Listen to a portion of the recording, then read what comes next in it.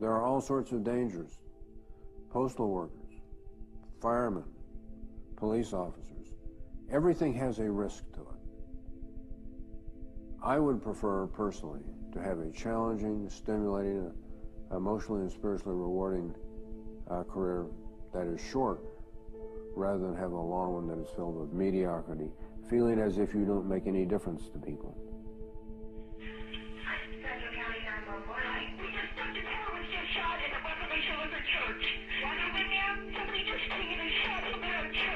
Tiller has performed legal abortions since 1973. His women's health care services clinic is just one of 3 in the nation which perform late-term abortions after the 21st week of pregnancy.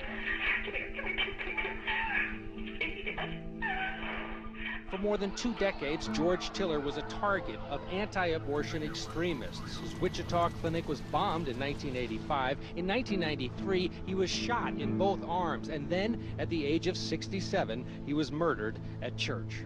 So you caught him unaware? I believe so. And do you feel that you have successfully completed your mission? He's been stopped. On Twitter, one person wrote, "Oh, happy day, Tiller the baby killer is dead." Another wrote, "God bless the gunman." Clearly, the passions in this issue have not gone away. This man is executing babies about to be born in late term. Tiller's dead. We move on to the next battle. We move on to the next villain. Now U.S. Marshals are stepping up security for others who may be targets. The death of Dr. Tiller leaves only 4 doctors in the country who are able to perform late-term abortions. Dr. Tiller and I and all the staff realize that we're targets, that we've taken this job knowing that we're targets. This is the result of 35 years of anti-abortion harassment and terrorism and hateful behavior. We're doing a legal, desperately needed service. Dr. Tiller knew that I was going to continue this work, no matter what. And I am.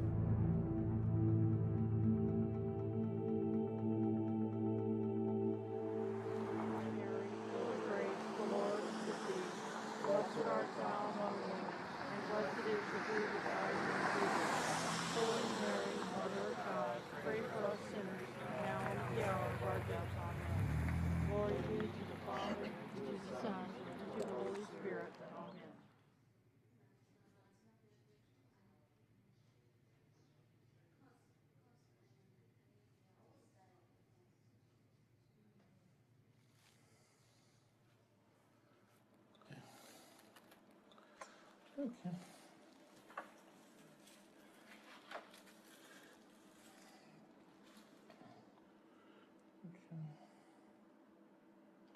And you're welcome to watch or not watch anything. You're going to see what you want to see.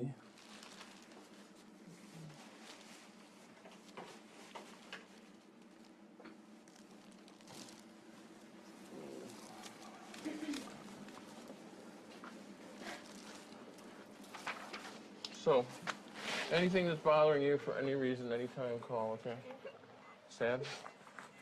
It's okay. You gonna be all right? Yeah, I just... I can't Take a deep breath and hold it. Just take a deep breath and then hold it. You'll be fine. Now let it out slow. It's perfectly okay. You know, it really is.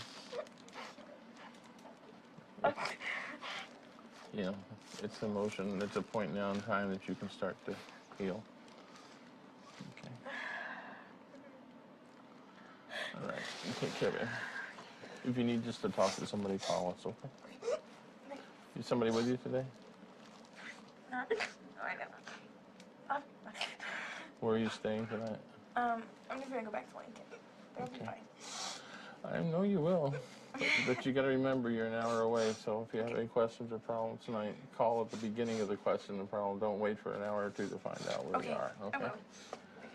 I'd rather talk to you 10 times and tell you everything's okay than wish I'd talked to you once, okay? Thank you. Bye-bye. George's life path affected all of us. You know, the only thing we have to do, Shelley and Susan and Dr. Hearn and myself, is to continue his work. The battleground of abortion moves from Kansas to Nebraska. At the center of this national debate, Dr. Leroy Carhart. Carhart pledged to continue providing third trimester abortion services after a Kansas abortion provider was murdered earlier this year. You know, George and I are both ex-military, and the mission is first. And he always said the most important thing is that the practice carries on. And so the day that Dr. Tiller was murdered, there was just no other thoughts in my mind but to carry on the mission.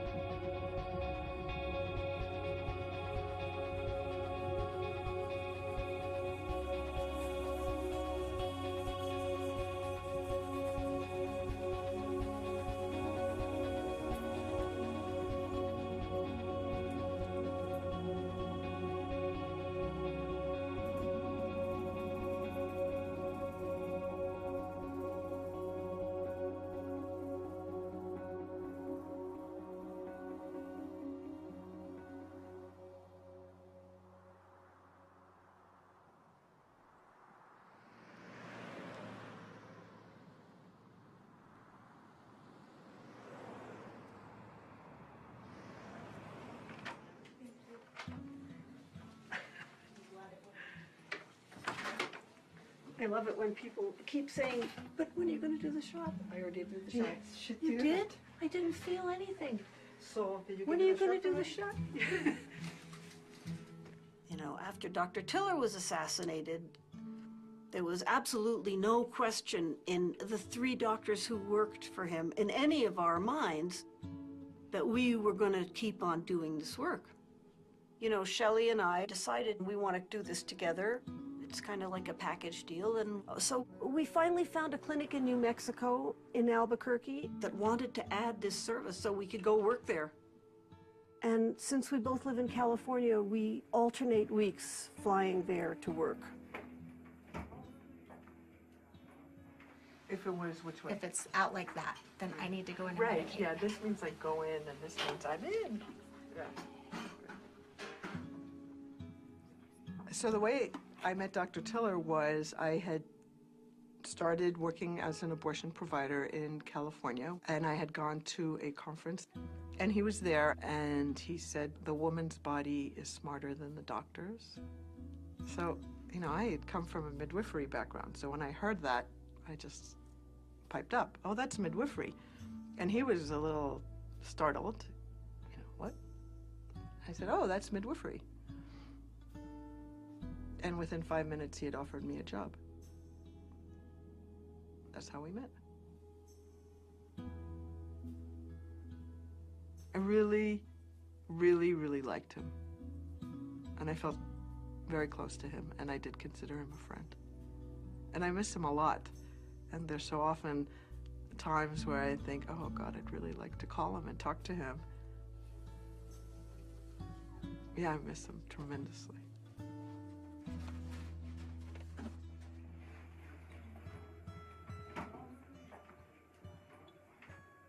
Both of you have a baby who's really sick, and both of you are facing babies that would really suffer a lot, and that's why you're here, really. So that's what you have in common. And how far along are you? Well, I think like 28, 29, or 30. It's Okay. because we've had one doctor say one thing and then another say another. I mean, did y'all find out through sonogram? Yeah, we did. We actually found out about a week and a half ago. Up until then, I mean, thought everything was fine. Then we went in and saw the ultrasound. They said she had a disease called arthrogryposis, where she can't bend at her joints. So she wouldn't be able to walk or, I mean, everyday tasks like eating and stuff. She would need help with everything. When we're both athletes, we know how it feels like to have fun, play, run around. And just knowing that our daughter won't be able to do that was pretty hard to live with. And so we decided that it was just rather not put her through all that. Like, would we want to have lived our lives like that? Like, just try to put ourselves in, like, how she would have felt growing up, you know? It just didn't seem fair to her. So. What's it been like for you? It's been really hard. Well, 'cause my sister had a baby, a girl. My other sister's pregnant right now, about to have a boy. And I was the third, about to have a girl, so everybody was excited.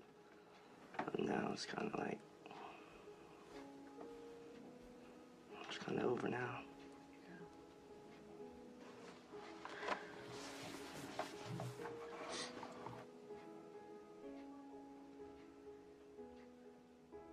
I think about what I do all the time. And I recognize what I do. And at times I struggle and at times I don't. But I always come back to the woman and what she's going through. And often, what life will this baby have? What will it mean to be alive with horrific fetal abnormalities? It's not just about being alive, it's about life and what does it mean? Thank you. Okay. Ours is a corpus callosum. Obviously, if a baby didn't get part of his brain, what outcome of that can possibly be good? And ours has been guilt, because it's guilt no matter which way you go. Guilt if you go ahead and do what we're doing, or bring him into this world and then he doesn't have any quality of life. We had already gone shopping for the room, and we had already bought a crib, and we had already bought dressers, and we had already bought a lot of stuff. And then we talked, and we tried to figure out why this happened and what we had done wrong. Because I have an 11-year-old son already, and he's a good kid, and he's perfect. So I coach him in all the sports. And we just finished basketball, and when we met with you yesterday, when you left the room, I mean, we prayed, and I said, if I'm not supposed to be here, if we're not supposed to do this, give us a sign right now. Now we'll get up and we'll leave. I want my child to have as good a chance as anybody and have a quality of life. And I mean, most people, they never go through anything like this. They don't understand the guilt that goes along with it. You want to do the right thing, and this is not per se the right thing as some people would view it. But I think in the end, it's best for the baby, not to bring them into this hard world like that. And obviously, these babies, you know, they will be angels and they will go to heaven. They haven't done anything. You know, why do those things happen to people that do want them? You know? What do you go home and say? Well, actually, let me give you a few tips of what to say. Okay. The baby was sick. We went for testing. The baby didn't make it. It's hard for me to talk about it right now. That's 4 sentences. The baby was sick. Yeah. We went for testing. Yeah. The baby didn't make it. Yes. It's hard for me to talk about it right now. There's nothing else you need to say. What's important is that you've had a loss, and right now it's hard for you to talk about it.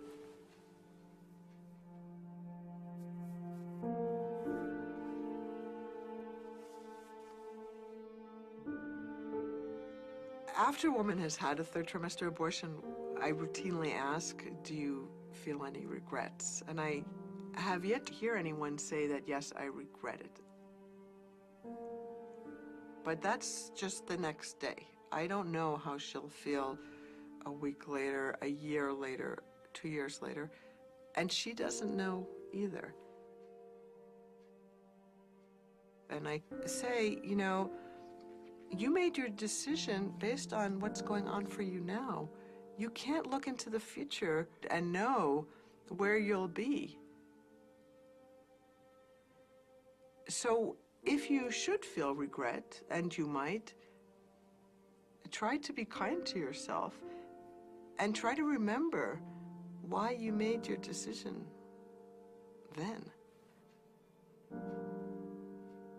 Because life has changed.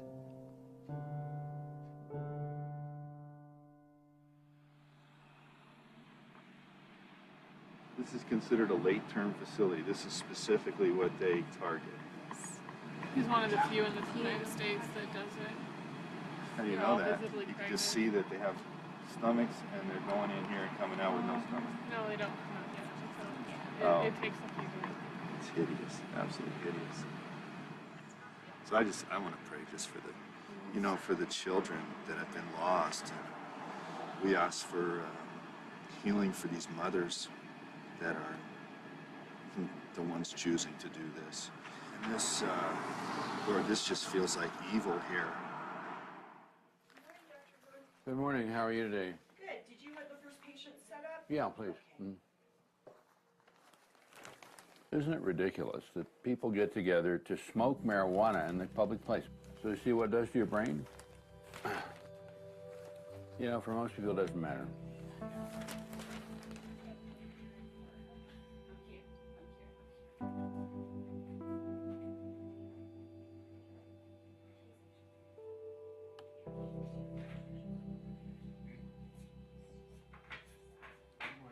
So, how are you feeling? Yeah, much better. Yeah? I'm glad it's done. And I feel relieved that I can put what happened behind me and move on with my life. When did you first start thinking you might be pregnant? When I missed my first period about 25 weeks ago. And I just pretended I was so stressed out from it that it was just stress that was causing me to miss it. And I didn't want to face reality. Right. And then I did. Did you report this to the police or anything? No, I didn't report it to the police, but I have been seeing a counselor, and then she said, you need to go. You should report it. Yeah. The person that raped you committed a crime. And that's not okay. It's not acceptable. And it's this person can't be permitted to do that to you or to anybody else.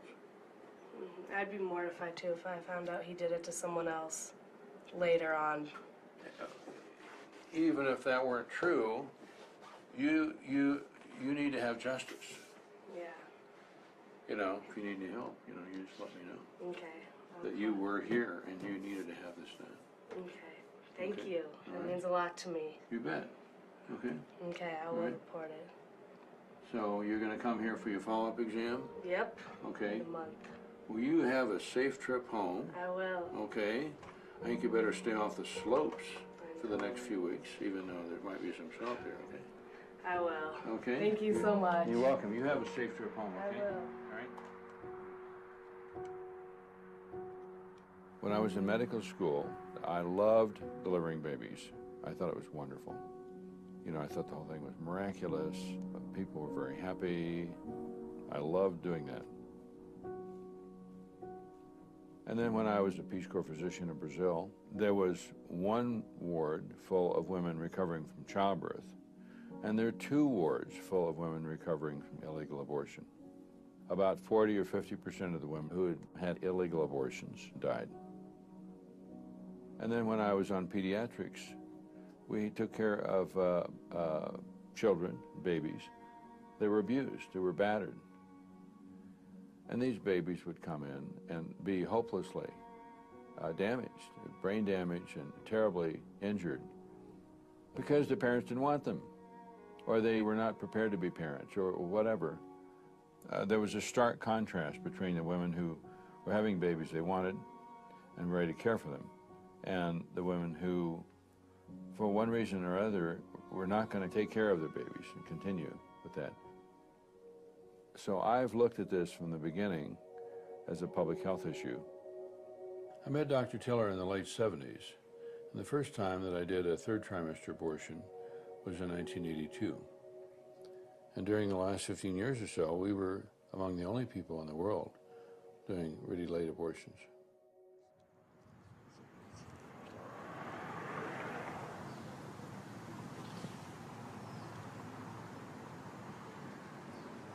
Good morning, sweetheart. Honey, we're out here because we care about you. You know, there's a center right across the street that will give you free help and support. Please come out and talk with us.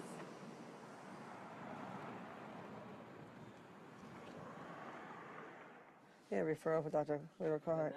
Well, obstetrics and gynecology, I guess that's a nice way to put it. Mary and I met in the 5th grade. Her desk was in front of mine, and I was always a pain in the ass. And she used to have pigtails. I used to put them in, they had real inkwells. And So we've really just been together since we were like 12. And she's also the administrator of the clinic, so. I'd rather just do what needs to be done, which is always a lot. I think the fact that she's here gives me the strength to continue. You know, I just think that's the total difference. He sleeps at night. I'm the one that can't sleep at night. But I just don't worry. Good evening. I'm Rob McCartney. I'm Brandy Peterson. Nebraska is again at the forefront of the abortion debate. Today, lawmakers heard a proposal that would limit any abortion in the state to 20 weeks. Metal detectors and tight security greet those wanting to testify in the Fetal Pain Prevention Act in the Capitol building. It would place Nebraska as the first state to ban abortions after 20 weeks of a pregnancy, because some say that's when a fetus feels pain. In the wake of Dr. Tiller's murder in Kansas, Dr. Carhart, a Bellevue physician, commented to the press that he was expanding his late-term abortion practice. While the bill does not impact a majority of situations, it will provide a needed protection for the unborn child who is 20 weeks of age from the painful procedures of an abortion. Our goal is not merely to make abortion illegal, but to make it unthinkable. Women deserve better than abortion, and our society can do better. My bill does not make the patient a criminal. The criminal sanction applies to the provider of the abortion. I hate it that he's here in Nebraska. I hate it that he's anywhere in America. I mean, this guy is a sick individual. If I just give up and stop doing anything after 20 weeks, some women may get desperate and do things on their own. I mean, when I was in medical school, it was during the time when abortion was still not legal. And I saw the woman that I looked at her cervix, I knew something was wrong. And she just said, I tried using a chopstick. And I've had to start over like 3 times now because of the protesters. One more time, can we do it? And will we do it? If that's what it comes down to, yes.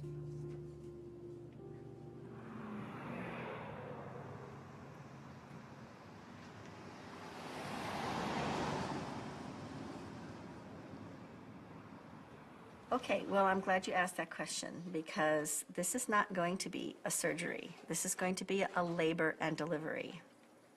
Okay?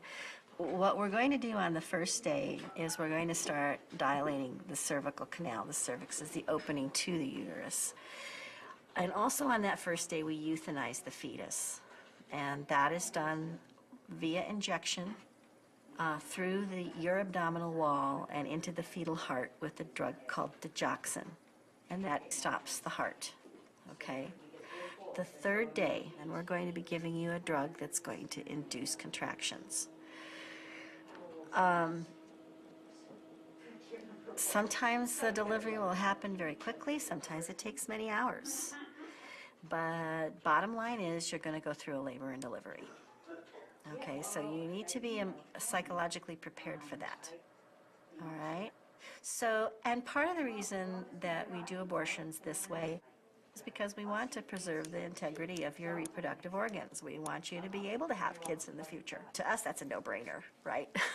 we want to be sure that you can have a family when you want to have a family. So I would like you to kind of not worry about that anymore. All right? So did you want to go ahead and schedule an appointment? Okay.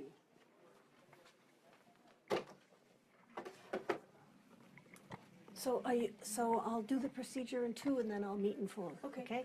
Thank you. So this is Monica.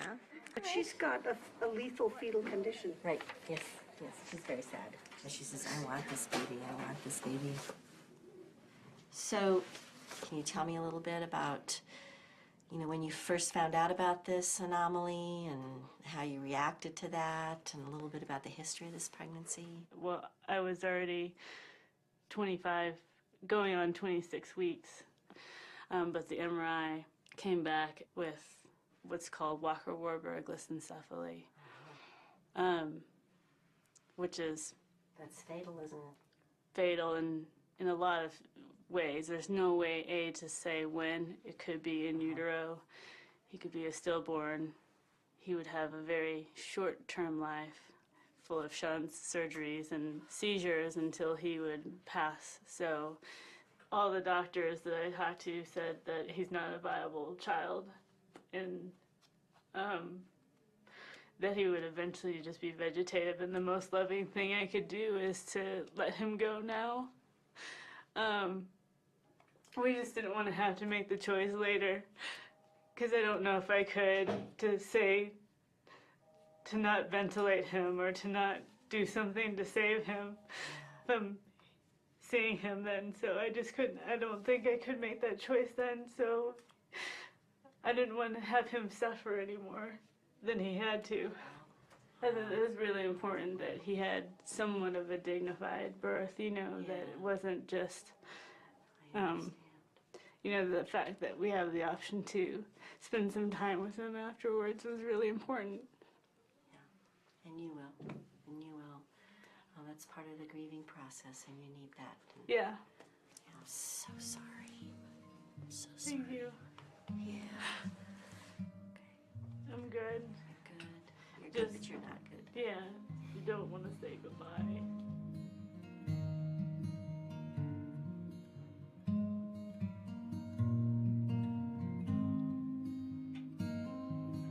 I hear such hugely sad things that it just brings tears to my eyes. And sometimes fetal indications, patients, often they want to see and hold their baby. And in a viewing where somebody's holding their baby that had something horrible wrong with it, and they decided to terminate the pregnancy because they couldn't bear the idea of putting their baby through a lifetime of pain and suffering. And then the only time they get to say hello to their baby, they have to be saying goodbye to it too, and you can just see it rips them apart. And it's hard to sit and watch somebody else be horribly sad without being sad oneself. That's one thing that makes this work so trying.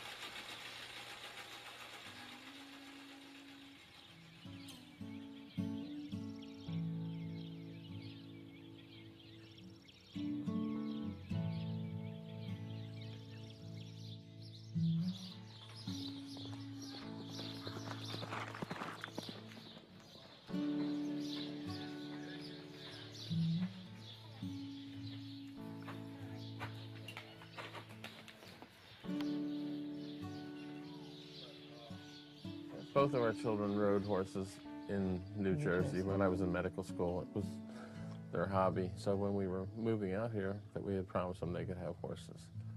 2 horses. One each. Yeah. One each. And so it just sort of snowballed. Eventually ended up as a business, boarding for 40 horses. And at that time, I was a general surgeon and had a general surgery practice on the other end of town. And my friend was the nursing director of one of the abortion clinics in Omaha. I watched a couple procedures, but the technical part wasn't really what I was interested in. I was just talking to the women, their decisions and their discussions. And so I started working for them in April of '88. Then the fire happened in '91.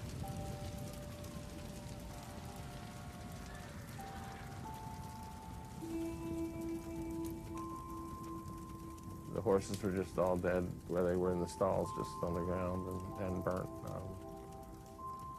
And the barn, everything was down, everything was gone. There were 4 horses that survived and 21 that died. My daughter it's her 21st birthday. I got the call, as I said, about 3. The police said, "Do you know where your daughter is?" And I said, I don't know, but I'll try to find her. And I finally got a hold of her, and she was safe at the clinic. That was the scary thing. I said to myself that If Janine was okay, I wouldn't be upset with a fire. Yeah. So. And I wasn't for a long time, you know. The next day we got the letter from the protesters justifying the killing of horses, you know, since I killed children. You know, you don't give in to terrorists because it only gets worse. So that's what really it made me decide and just said, well, if they want me to quit, then I will. I'll quit everything else. So that's when I started working for Dr. Tiller. And that's where I was able to learn third trimester abortions. That was back in 1997. And the Republican Party said I was an abomination and should be driven from the state. So that's where I am with the state of Nebraska.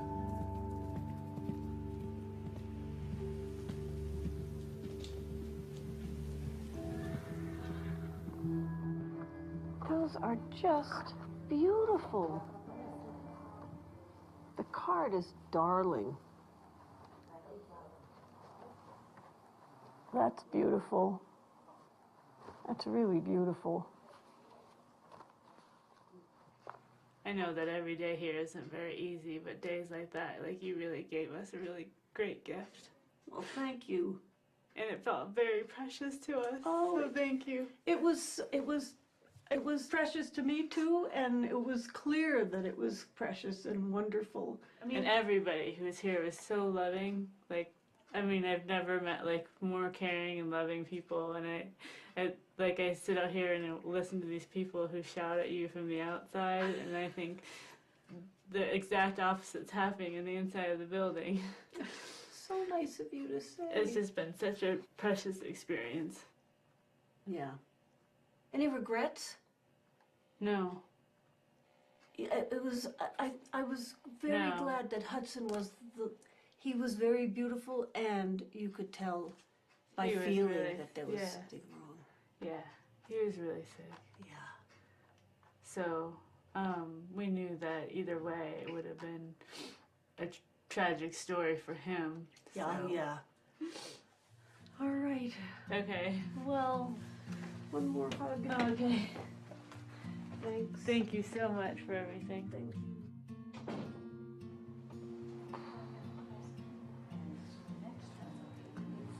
Yep. Okay. I just thought the other day, I can't retire, my God.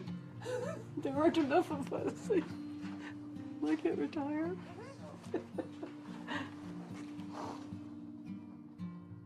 Okie doke.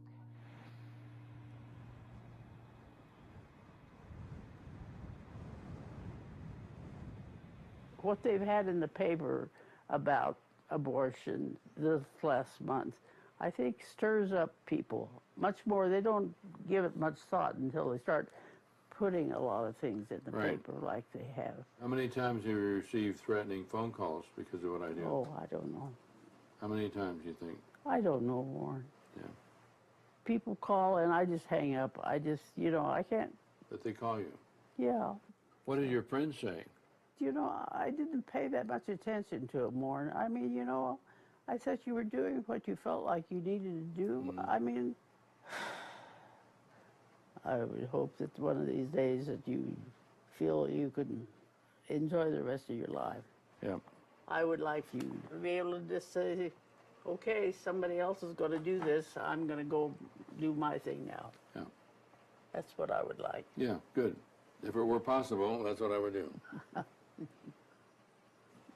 I understand. But getting somebody else who wants to come do this is very difficult, pretty close to impossible. Well.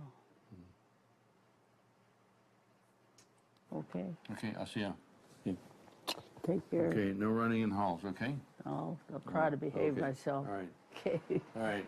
Take care. I'll see you now. All righty, bye-bye.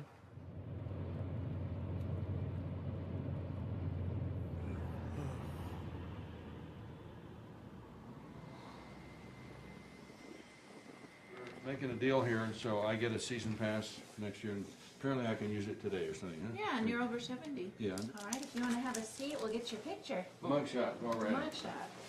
Okay, ready? All right, ready? All right. Smile. 1, 2, 3. All right. Okay. The work I've done has been very, very fulfilling for me, but the anti-abortion attacks have had a terrible effect on my personal life. I set up the clinic in 1973, and I immediately started getting death threats in the middle of the night, and I started sleeping with a rifle by my bed because I believed that they were ready to carry out the threats. An example was in the first week of March 1988, I got 5 shots fired through the front windows of my office. And so, you know, when I walk out the door of my office, I expect to be assassinated. I don't know which one's carrying a gun. My first marriage ended in 1988, and I was desperately unhappy about that. I didn't want it to end. And the constant attacks from the anti-abortion fanatics were part of that. And many, many times I felt so alone. And like, what is the point of this? You know, why, how can I go on?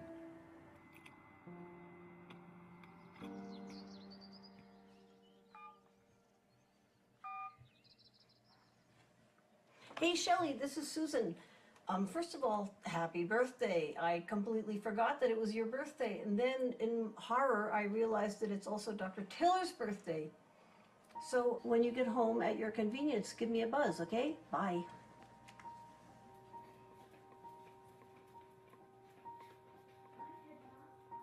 The house that I live in is up high, and there was one time that a federal marshal came and paid me a visit. And he said, well, this is very good. This would be a hard shot even with a sniper rifle. Oh, good. I'm glad. In my residency, I did OBGYN, and I was at a Catholic hospital, so I never learned to do abortions. It never came up. And then what really got me interested was when they started shooting doctors. You know, they shot the 2 docs in Pensacola. And I thought, oh my God, you know, everybody's gonna get scared out of doing it, and then who's gonna do it? Yeah, there's 2 reactions to being bullied. One is to sort of go pull your head in and try to get away from the bully, and the other is to say, oh yeah? You know, that's how I feel. Oh yeah?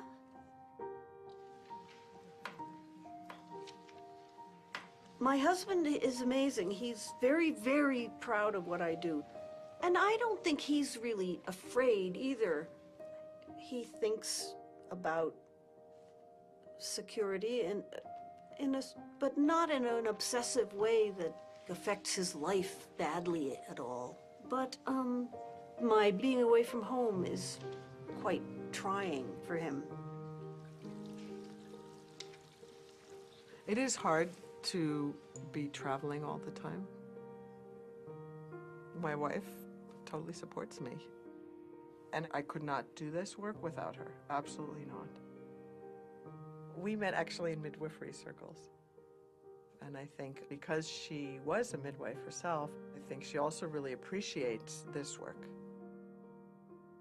But whenever I leave my home, I have a tremendous amount of sadness of leaving. And then I start seeing patients, and they're just amazing.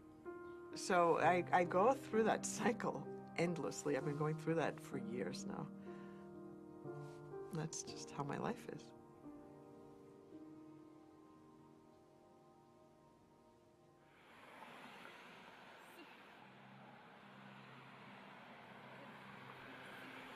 They're 2 of the strictest abortion laws in U.S. history. Nebraska Governor Dave Heineman signs into law 2 new abortion measures. Now, on the books is a law saying that doctors will be charged with a felony if they perform abortions after 20 weeks, because at that point, there is substantial evidence that an unborn child has the physical structures necessary to experience pain. But pro-choice groups point to the American College of Obstetricians and Gynecologists, which says There's no legitimate scientific information that supports the statement that a fetus experiences pain. The Nebraska governor has put himself squarely in the middle of a probable Supreme Court controversy.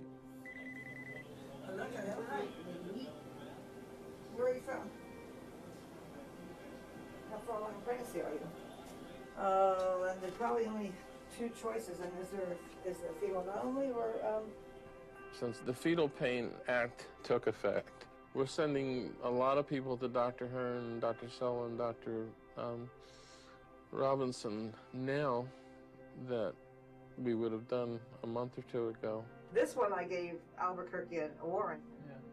I said, is there a problem with fetus? I just found I was pregnant. And she'd think, it's like, well. Yeah, the sad part is that some women will come up with the extra money to travel to one of the other clinics. And then again, there'll be some that can afford to, but they end up losing everything they have in order to do it. And some women will have a child that they know they can't have because they don't have the option. And some women may get desperate and do things on their own.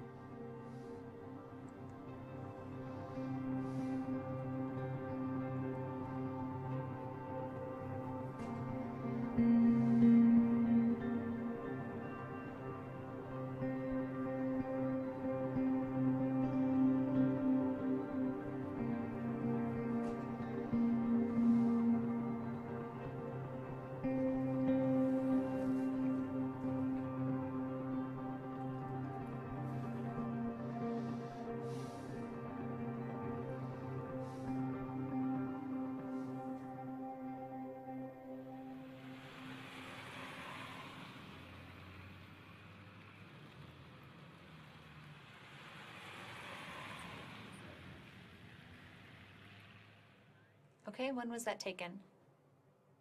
Okay, and is there a femur length also, or an FL number? Okay, so basically based on that, if she came into the office next Tuesday, the fee for the procedure could be as much as $10,000, and it would most likely be a 4-day outpatient procedure. Okay, all right, no problem. Okay, bye-bye. So how are you feeling? A little, down. Are you? Yeah, 'cause, I mean, I never thought this was gonna, happen to me. And I went to one doctor, and they told me that the baby had the Mowat-Wilson syndrome. Yeah. And these babies were moderate to severe mental retardation. That's pretty sad news. Yeah.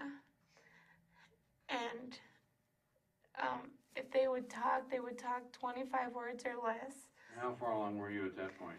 5 months and like 2 weeks Wow. or something. They just passed a law in Nebraska to keep doctors from doing this there. Yeah, that's why I couldn't have it done there, because they can't do it 20 weeks and beyond. Yeah. So, and it is hurtful because it was a planned pregnancy and I did want it. Right. But, I mean, I would rather her not, not suffer. Right. So. Well, my job is to help you get through this safely so you can go on and live your life and maybe have other pregnancies that are healthy in the future. That's my idea. Okay? All right. I'll take care of myself.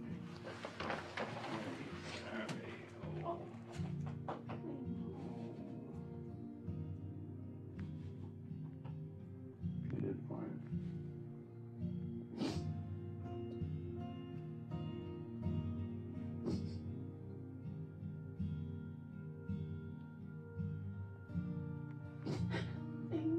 You go ahead and cry.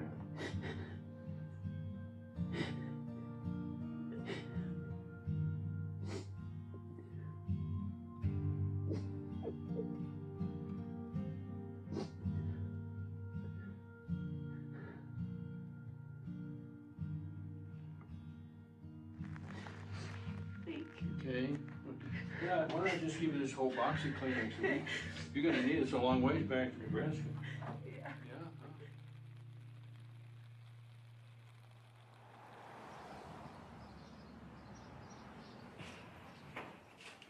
Can we eat now? at lunchtime.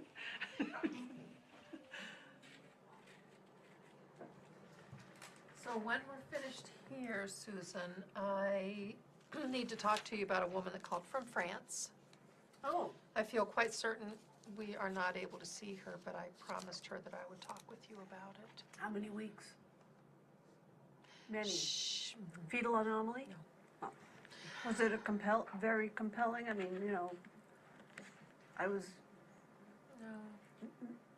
No. Only, not really. I mean, only in that, you know, she had already had one negative pregnancy test because she was having, I guess, light periods or something. But then, you know, decided, well, it's negative, so I don't know, you know, why I'm having light periods, blah, blah, blah. Went to the Ukraine, was there for 3 months in the middle of nowhere, and really didn't think about it, except that she started feeling, you know, bloated. God, and pain and things like that. Finally, when she got back to France, then she was able to determine that she was indeed pregnant. When I worked in Kansas, Kansas law required that the patient present a story that compelled you, the physician, to believe that this pregnancy threatened her life or her emotional health, mental health, family health, safety, or well-being. And those patients were carefully screened on the phone. And then when they got to Kansas, they had to present this story to a second doctor who was not affiliated with the clinic. And that's not true in New Mexico. The law is different in New Mexico. So suddenly I found myself being faced with patients who didn't have anywhere near the compelling stories that they had in Kansas. And yeah, it's a struggle for me to figure out, is it okay for me to say, no, that's not a good enough story, I'm not doing an abortion for you? And then this is Michelle. Because, you know, you're really on your own out here trying to figure out what's the right thing to do. What's really helping people? Holy crow. Yeah, I know. I'm awfully sorry. I know. I would love to help her. I would love to help her. Mm-hmm. Because in a way, we're sort of a court of last resort here. I mean, if we won't help somebody, they're not going to get an abortion. Really. Oh, God, I hate it. I would, she's just too far along. I can't help her. I knew she would be, but I, you know, I told her that I would talk with you, and so I did.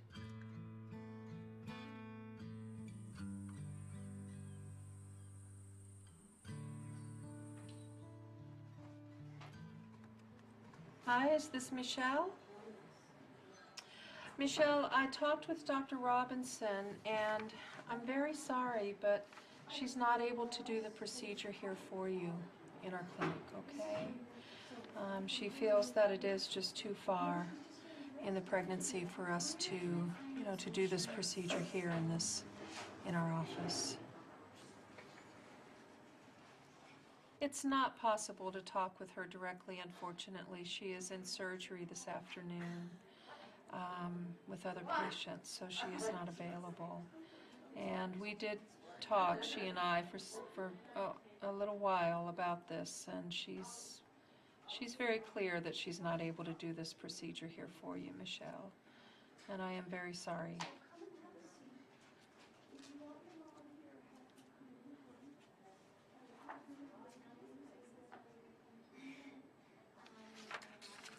Other than Dr. Hearn in Colorado, I'm not sure that there's anywhere else.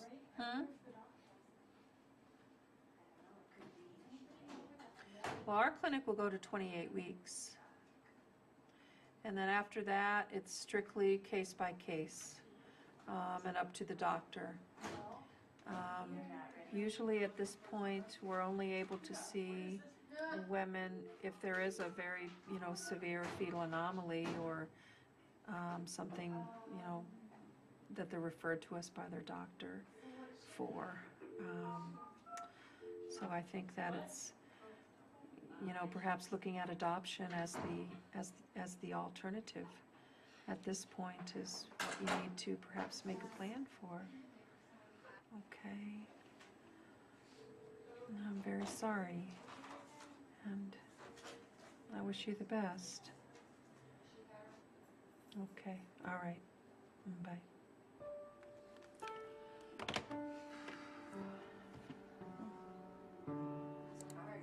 Yeah, they're hard.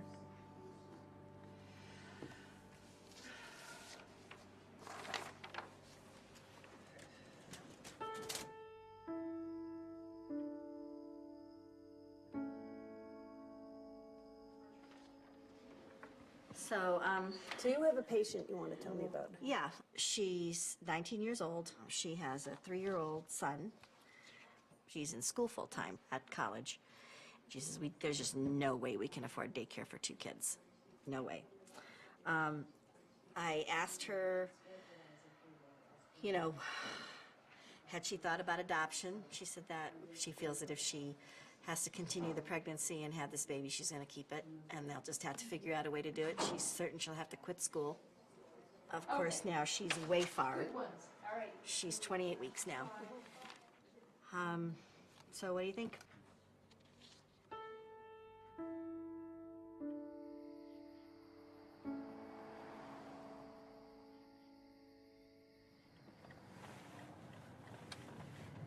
Now we're in Omaha. And when we get on the other side of this lake, we're in Council Bluffs. Tonight, we're breaking a story about to make national headlines. Dr. Carhart calls Nebraska laws unconstitutional. So in the meantime, he says it's time to expand to other states with less restrictive laws, including Iowa. Carhart plans to open a new clinic in Council Bluffs by January.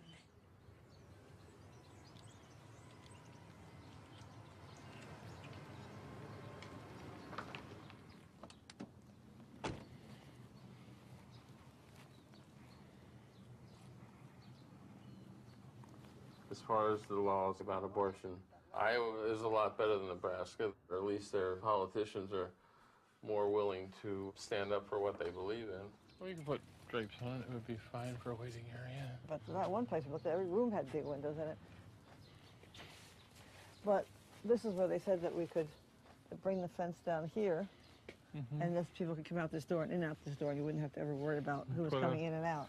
Just bring it out to like... There'd be no gate out here. We'll put the fence like here. Or no unlocked gate out here. So you put a 6-foot fence there, and then in order for them to see over that, they'd have to get way up in the air. So. And just make a little... And put the gate there, but then this... Well, no, I wouldn't bring it out to there. Why? Packed house tonight at the Council Bluffs City Council meeting as hundreds protest a planned clinic which would offer abortions. Leroy Carhart wants to move to Council Bluffs, Iowa, to our city and our state, to do abortions on babies that term 20 weeks or later. We already have an abortion facility in Council Bluffs. So as a city, as a people, we've already seriously compromised, betrayed the fundamental goodness of life. I brought my son with me this evening. He was born at 27 weeks gestation. I brought a couple little things to show you. His little diaper, his first outfit. Late-term abortions are even opposed by over 95%, even by people who are pro-abortion rights. This is where everybody draws the line. I very much am concerned about the economic impact that this clinic is going to have on our city. We have struggled dramatically with our image, and I know that this is not a calling card that we want to be known for. I know I personally have been talking to landlords behind the scenes. I know other council members have too. Tonight, the City Council voted to put a deed restriction on a property on Avenue G that they believe Carhart may have been considering for a clinic. I said that on the television day that Dr. Tiller was murdered, that we have been at war. We've been at war since Roe v. Wade was passed, except there's only been one side that's been fighting this war. We've been sitting back and letting them take over the government, take over the school boards and the little local governments, and then work their way up to power into the state and federal level. And I think I have the ability to get a new practice going, and I just think that it's something that needs to be done.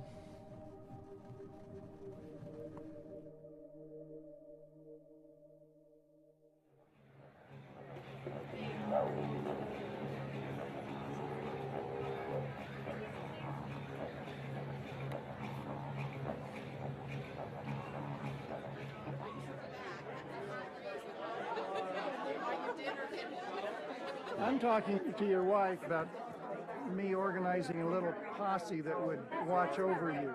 You know what? Being in Boulder is the main thing, okay? But if, one of these guys decides to show up and hurt me, there's not very much anybody can do about it, I just try to watch what I'm doing and, and make it politically too expensive to bother me. Yeah. Well, I appreciate it very much. Well, I say a prayer for you every night. Thank you very much. Don't use up all your credibility on that, All right. A few years ago, I had been invited to speak at a conference on abortion in Barcelona, and there was a gorgeous woman sitting on the front row, and I decided I wanted to meet her. And we enjoyed getting to know each other. And she had this little boy who was wonderful. And it was the first time that I felt that I could enjoy my personal life to the extent that I had not. So eventually she came here and we got married. Say whiskey. Bambino! Look it up, here's your list here. The anti-abortion attacks have been frightening for Fernando. He knew Dr. Tiller, he met him. Dr. Tiller was killed. And he's worried about this happening to me. So this is a profoundly traumatic experience for everybody in my family, starting with Odalis and Fernando and with my mother, who worries about my safety. I faced these threats before when I was single, but it's not the same as having a family that's around you all the time. And it's been hard for me to feel sometimes that I could continue.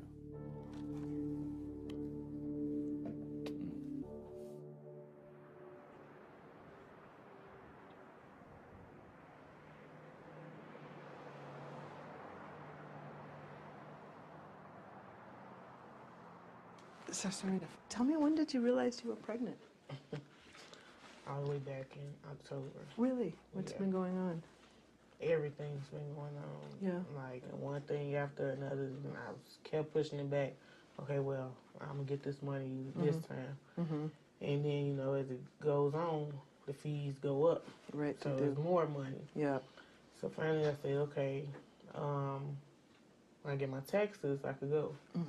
Yeah, my taxes went, and I was too far. No, it must be a bit of a relief just to get here, huh? Yeah, because I was actually supposed to come maybe 3 weeks ago, and I forgot what happened the first week, and then my son got sick. He was in the hospital for a couple days. Yeah.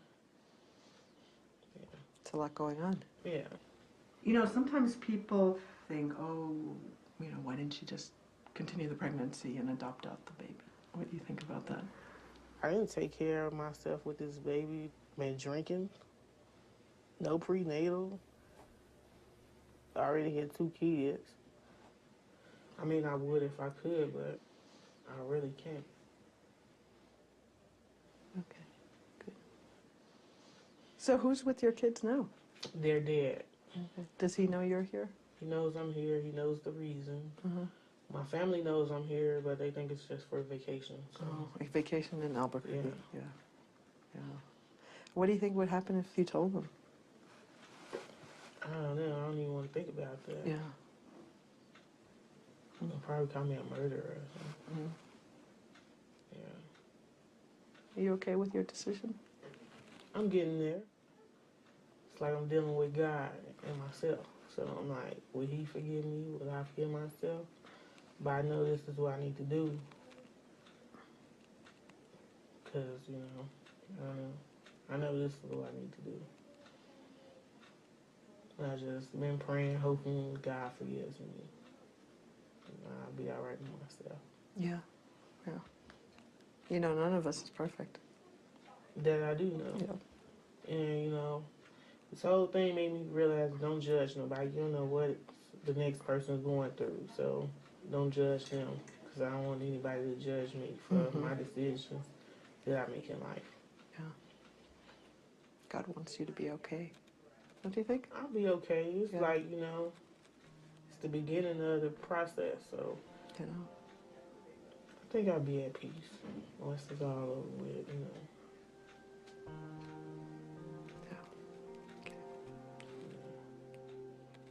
Any questions? I think for some providers, what's difficult about third trimester abortion, and not just providers, is that the woman delivers a baby. And it's a stillborn.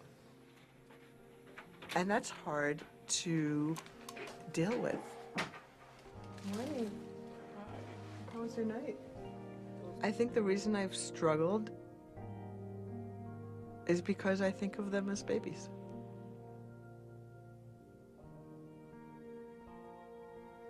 I don't think of that as a fetus. To me, I think of that as a way to distance myself from what I do. I mean, it's one thing when it's a first trimester abortion and what you see is a little bit of tissue. But if you go all the way the other extreme, you can't say that's some tissue. It's not tissue. It's a baby. Then you have to think about it. You know, it's like, well, what are you doing? And why are you doing it? Yeah, you got that. And then we're also putting Pitocin in your IV. Go ahead and put your legs down. Go ahead and put your legs down. Well, it's inside the mother. And she can't handle it for many, many extremely desperate reasons.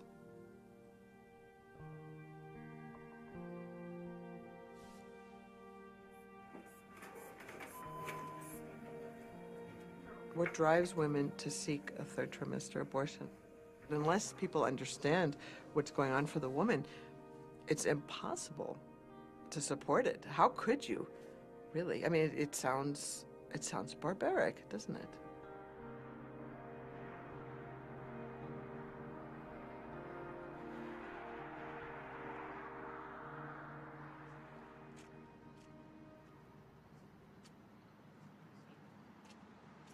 After what happened in Iowa, we met with our attorneys and said, where is the best place to go for the laws?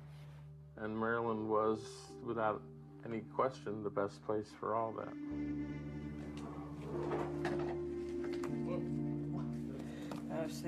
It was hard to find landlords because no one would rent to us. But eventually we found a clinic here in Maryland. I'm not going to be naive in saying that Operation Rescue may not come and target us in Maryland, because they certainly may. I don't think they're going to get a very warm reception in Maryland. It's time we took authority, because we are spirit-filled, instruments of Christ.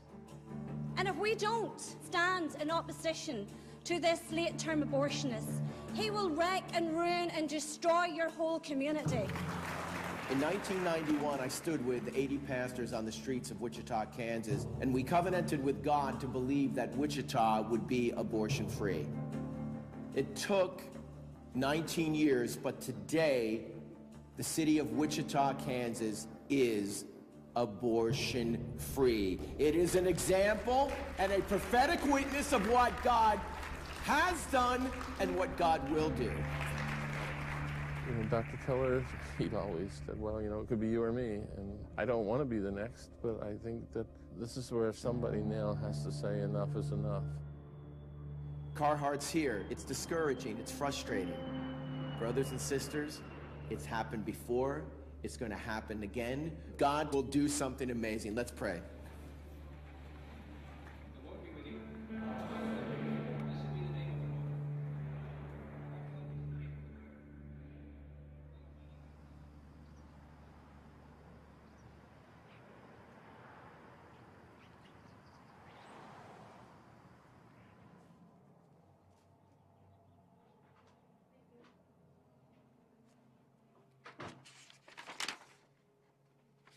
Okay. Suze. This is not good. This is not good. A sigh like that.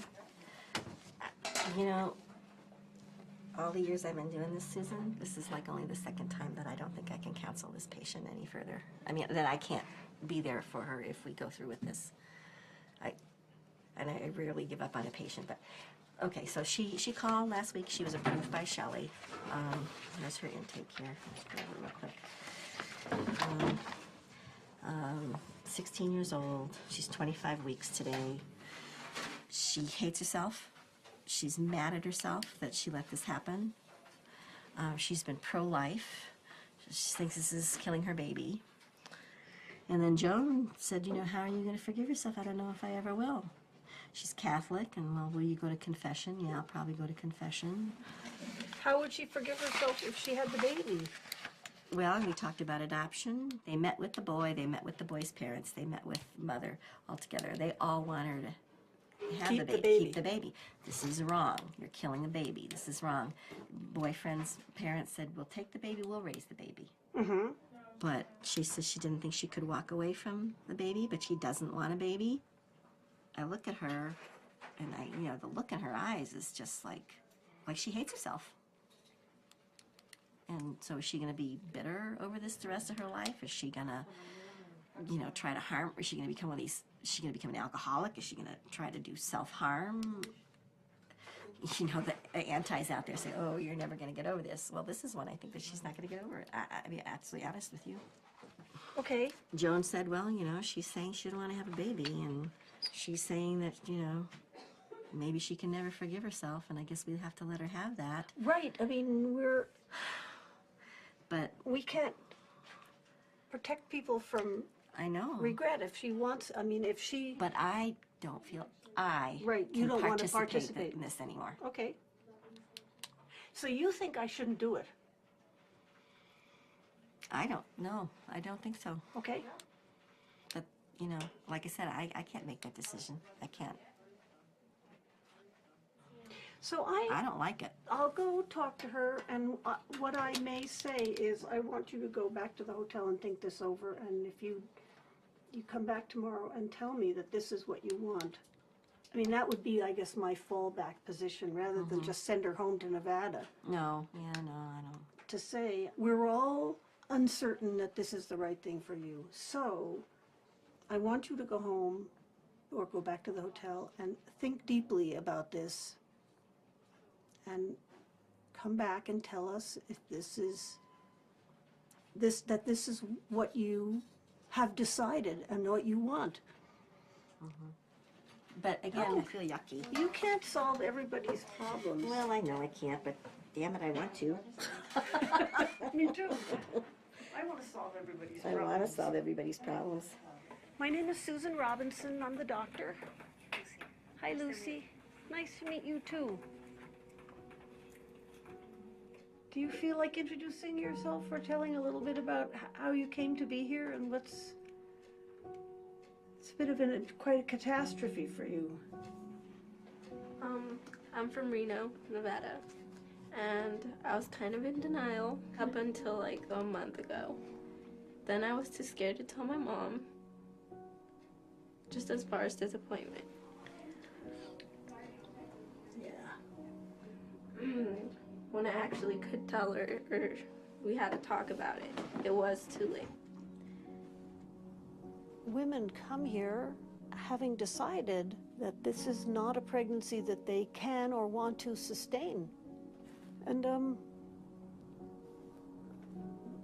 where does it come from that I get to say, oh yeah, well, why? Why? Why do you want an abortion? You explain to me, justify it to me. Why is that fair? What if you're just not a good storyteller? Why would it be okay for me to say, no, you've got to tell me a better story than that? Because what I believe is that women are able to struggle with complex ethical issues and arrive at the right decision for themselves and their families. They are the world's expert on their own lives. So if somebody comes in and she says, I want an abortion, whether or not she is articulate about it, let alone whether she has a great story to tell, isn't the point. The point is that she has made this decision. And, you know, when you take a stand like that and then, okay, start pushing the limits, eventually you arrive at a place where you say, I couldn't do that, you know. But I think if you're gonna, for me, if I'm gonna turn down a patient, it should be because I think it's not safe to take care of her. I think that's really the only reason that it's fair to turn a patient down.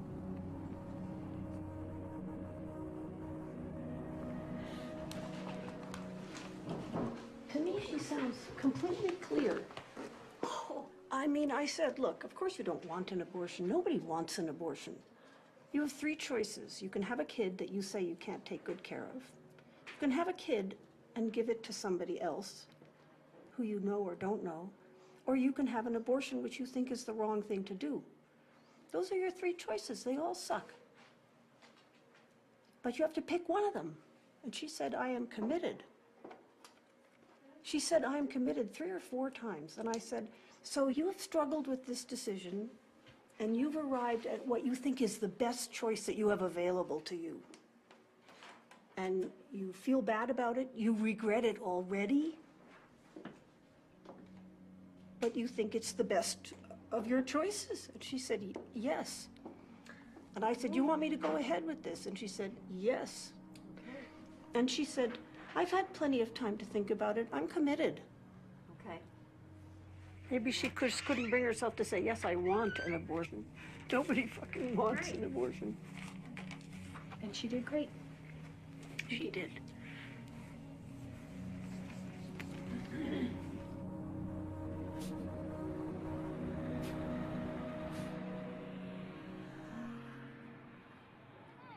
Ho-ho! Roe v. Wade has got to go! Hey, hey! Ho-ho! Roe v. Wade has got to go! Hey, hey! Ho-ho! Roe v. Wade has got to go! Hey, hey! Ho-ho! Remember, that could have been you! It could have been you in that woman! It could have been you, sir! This is not a happy day for our nation, and particularly for the state of Maryland. For today, Leroy Carhart, now the most infamous late-term abortion provider in America, has come to open his business here. We are gathering here this morning as a witness for life. We are sending a clear message to Leroy Carhart and to every business and doctor's office and dentist's office in this plaza that we will not be silent. We will not be complacent while women are being brutalized and viable children are dying. We want every business owner to know, as long as this is the home of Leroy Carhart, it's now our home. We are going to be here. We are going to pray. We are going to stand. Right there! Right there! Right there! On back-to-school night at a Maryland middle school, protesters stationed themselves outside the middle school carrying graphic, bloody anti-abortion signs. The protesters were at that particular middle school because the father of a student there owns the property where Dr. Leroy Carhart works. So to protest Dr. Carhart, the protesters picketed the school, attended by the child of the owner of the property where the doctor practices. The anti-abortion people also put up a website with all of Todd Stave's contact information. The site urged people to contact Todd Stave and ask him to cancel the doctor's lease, close down his clinic, and not to allow anybody to replace Dr. Carhart. The thing with the school, it aggravated the owner enough that he got he took it really personally. And now, could Todd say tomorrow move? Yeah, then I'd have to move. And I think if we don't fight back, it'll go away. Abortion will not be available. God rebuke him. We humbly pray. And do thou, Prince of the heavenly host, by the power of God, cast into hell Satan and all the other spirits who prowl about the world seeking the ruin of souls.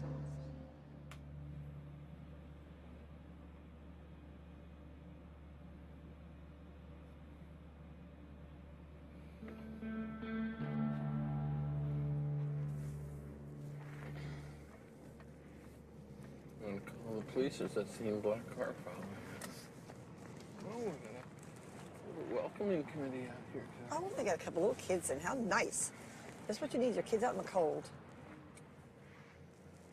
Absolutely. I think that the community of Wichita was responsible for Dr. Tiller being killed. And of course, not directly. They didn't pull the trigger. But there was such a climate of disdain at its best and hatred at its worst for him. Everyone loved him when they needed him. When their kid needed an abortion, well, of course they wanted him because he was the best. But that was all secret. But aside from that, he was a pariah. And it was on all levels. All levels. It was amazing, and it continues. You know, there's a woman who is trying to open an abortion clinic in Wichita, and her landlord will not renew her lease to perform abortions because Operation Rescue has threatened them. So who wants to have a tenant where there's going to be protesters outside all the time? That's what's really maddening to me, that here this provider was killed in Wichita, and yet nothing has changed. It's almost like people were relieved. Now we don't have to deal with this anymore, and we don't want to deal with it anymore. It's abortion-free. It's disheartening. It's really disheartening.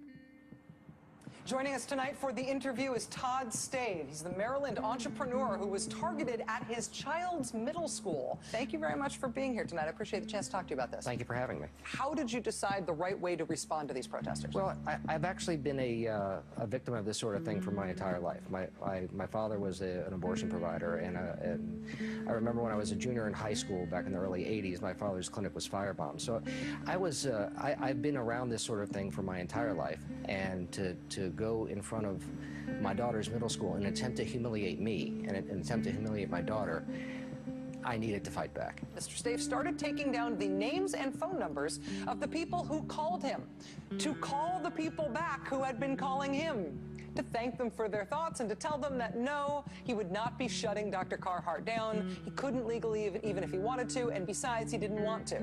He supports women's rights. As a landlord, I support the youth. That's wonderful. And I'm not going to tell them to stop or kick it out. I can only hope that when you ultimately retire, that somebody else takes your place. You know, I think he felt they had no right targeting him because he was a property owner and he was leasing a building to somebody doing something legal. And they were purely doing this to intimidate him, and he had the intestinal fortitude to say, "You're not going to do that." Really, I wanted you to know how much I really appreciate what you're doing, and all right, bye-bye, Tom. Things have changed since Dr. Tiller's death, and it's a shame that George had to die to get that started, but I think indeed he did get a lot of the dialogue started that's going on today, and we don't have Dr. Tiller anymore, but we still have 4 of us that are still practicing, and I think George would be proud that we are carrying on his work. Unfortunately, the Friday before he died, he had called me, and he said that I want you to come down Sunday because I'm not going to be here. I'm planning on the 3 of you running the clinic, and I'm just going to spend time with my family. He just really wanted to enjoy being the grandfather. And so, you know, the loss to the practice and the loss to women were great, but the loss to his family was probably the biggest loss that occurred.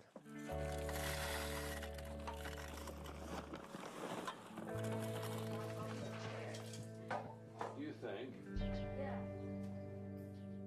Dice que adentro se estaba quebrando los huesitos y si llega a sobrevivir después del parto, lo único que él puede sobrevivir son 3 o 4 años y con un dolor inmenso.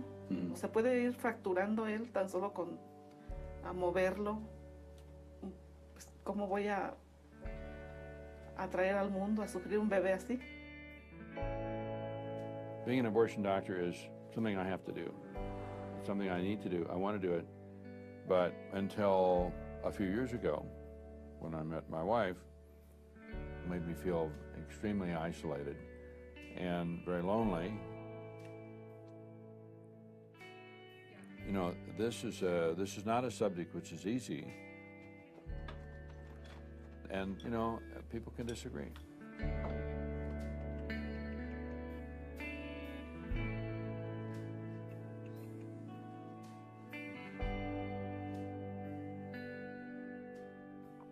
See you in the afternoon. I come back in the afternoon to see you. Okay, sweetie. Okay. All right. Take good care of you. Okay. Love you. Okay, I'll see you later.